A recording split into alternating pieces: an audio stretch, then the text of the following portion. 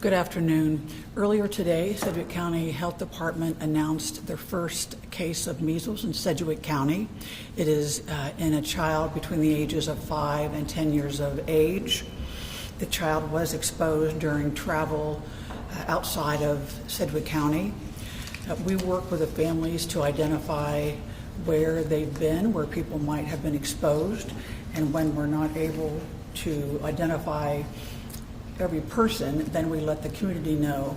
And we do have one of those locations, and that location is Consortius El Güero Grocery Store, number 1 at 524 West 21st Street North, Wichita. And the time that we are asking for you to be aware of, if you were at that location, is Tuesday, April 29th, from 6:30 p.m. to 10 p.m. So we ask that you watch for any symptoms that you may have: fever, runny nose, cough, red, watery eyes. And if you have symptoms, to call the health department and we will further evaluate, and that number is 660-5558. People that are at risk are particularly those who are unvaccinated, and this was an unvaccinated child. Was this child in a school district? Excuse me? Was he in a school, or he or she in a school district? We don't have that information at this time.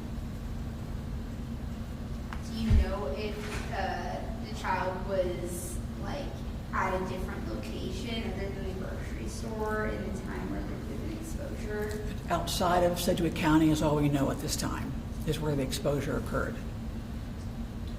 Is there a plan to have another vaccine clinic in the works? We are in the process of talking about that currently. Are there any resources if someone is undocumented where they can get vaccinated without any documents or questions asked? Anyone can call the health department at our 660-7300 number and schedule an appointment to be vaccinated. Okay. And do they need ID or identification? It is important to have some sort of identification. Now, if someone is born before 1957, they are considered immune because they either had measles or were exposed to it. Between 1957 and 1967, the vaccine wasn't as effective, and so anyone born during that time frame can get another vaccine. Because we have measles in Sedgwick County, one case, babies 6 months to 11 months of age can be vaccinated. Ordinarily, it's 12 to 15 months of age, and the second dose is 4 to 6 years of age. But when it is in a surrounding county or in a county, then babies can safely be vaccinated between those ages. They'll still need to get their on their schedule at 12 to 15 months, and again at 4 to 6 months of age. Have you finished? I know with measles it can be a little harder to track exposures just because it lingers in the air for longer. Have you finished tracking who might have been exposed and making sure that you've notified them? We started working with a family last night and finished up this morning in case there were additional things that came to mind, because sometimes when you're stressed you can't remember everything. And so at this point we're fairly confident that we know the locations. The other people that may have been exposed were people that they knew, and so we have those names and we'll be contacting those people. Are you concerned about this spreading more than it has, to more than one case, and when do you think the timeline? It depends upon how many unvaccinated people they were around, because it is highly, highly contagious. And unfortunately, we do have experience with measles. We had cases in 2017, and then I think it was 14. So we have experience with that, and our disease investigators and epidemiologists know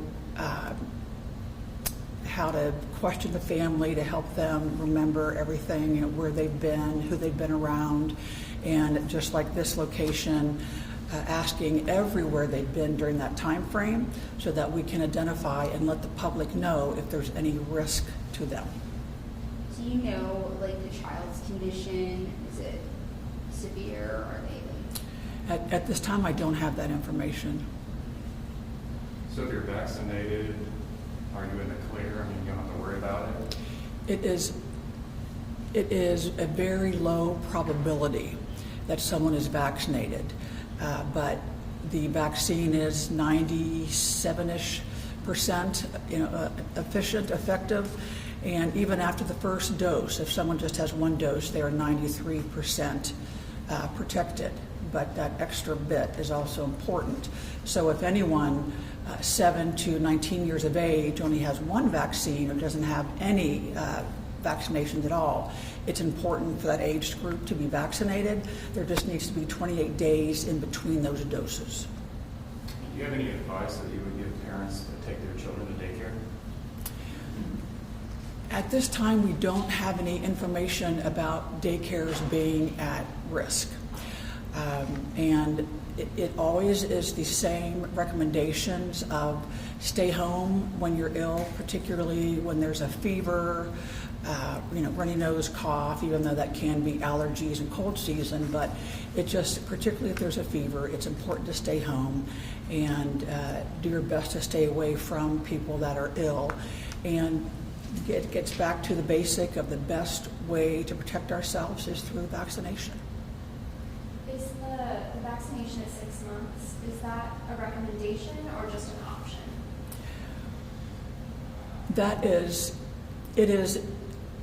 It is approved through CDC's, so it is up to the parent. But when measles first was detected in Southwest Kansas, parents were asking us if their children could be vaccinated when they were younger than 12 months of age. And at that time, it wasn't in a surrounding county or in Sedgwick County, so they needed to stick to the 12 to 15 months.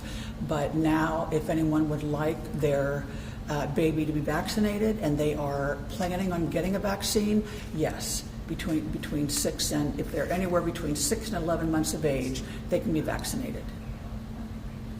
Just kind of looking ahead, I know schools don't stop, but if cases continue to rise going into the next school year, do you have any recommendations for parents that are worried? I didn't hear the first part of that, but recommendations for parents that are worried? Yeah, just kind of looking ahead to the next school year. I know it's far off, but if cases continue to rise this summer. One of our jobs is to keep the community as safe as possible.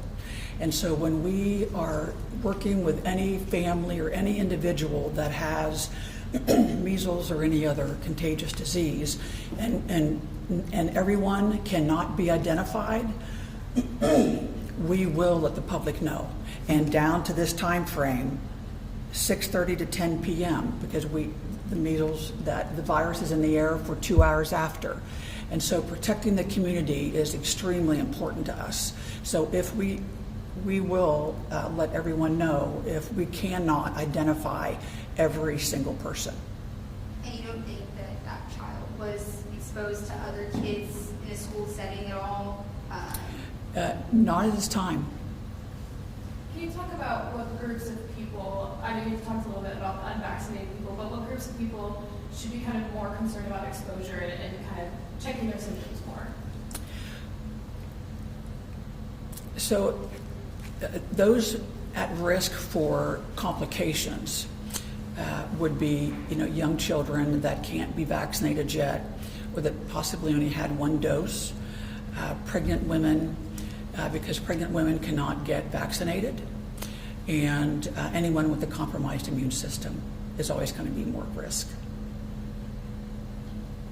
And I know you guys were expecting this because of the outbreak in Western Kansas. Can you talk in a little bit more detail about what you guys have been doing at the health department to work with the area hospitals and maybe area schools to make sure that they were prepared in this case?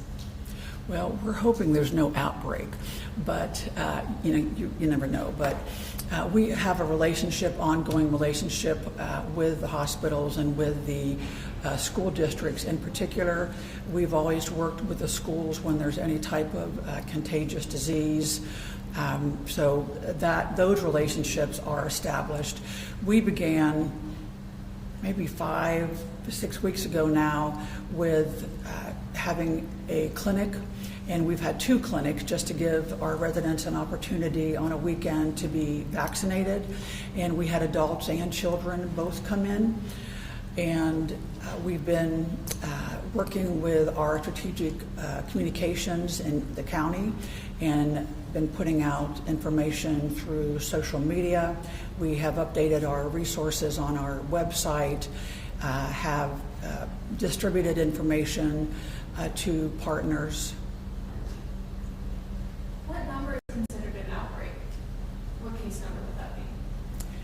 That's going to be if there is, Kaylee.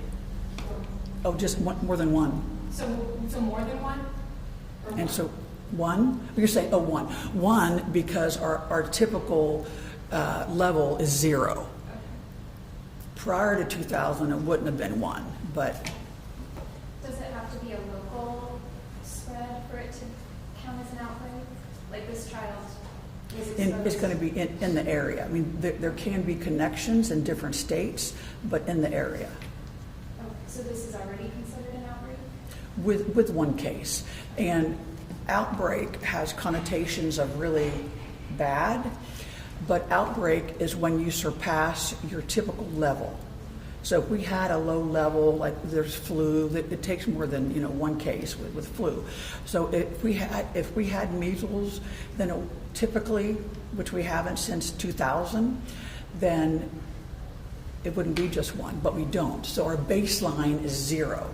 So whenever you're over your baseline is when then, here we are. Are you planning to ramp up vaccine clinics or take any reactive measures at all?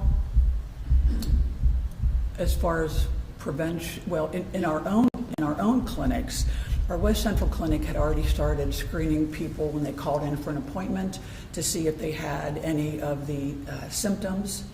And if they did, then just because you have these symptoms doesn't mean you have measles. These symptoms can be reflective of a lot of different viruses, except if you then get a rash on your face moving down, or white, and then the whitest spots in the mouth. So a lot of people have those symptoms. You only need to be really worried, if you know that you have traveled somewhere like Texas, where there are a whole lot of cases, or you have been notified by someone that they're positive and you're a case. But at our clinics, we've started to screen people when they call for an appointment, and if they say that they've had some of those symptoms, we ask if they have recently traveled outside of Kansas or in Kansas to any of those areas that currently have cases, and then ask that they monitor their symptoms, but we're not going to schedule them an appointment at that time. And then when they come in for their appointment, we ask them again. So we are also starting that protocol here at our WIC location, and definitely we'll have different protocol in our dental clinic. Do you know when the last case of the measles was before this one in Sedgwick County? 2017. We'll take a few more questions, and then Adrian is going to review symptoms to look for and how people can, if they have questions or think they might have been exposed, what to do. Well, we have notified 211. They're a great partner under United Way, because we know that people frequently call them to get help with various resources. So 211. And we have resources on our Sedgwick County Health Department website. We have plenty of handouts that we can share. We're sharing them with partners, physicians. So our community doctors and our private doctors are ready. Because this is new to a lot of them, so they have reviewed the information and know that this won't be a surprise. But do not go into any emergency room or doctor's office if you believe you have been in contact with someone that is positive, or that has measles, because it is so highly contagious. So it's important that people do not go in, that they call their primary care physician. If they don't have a primary care provider, there are a number of community clinics available, and we have those resources listed on the Sedgwick County Health Department website.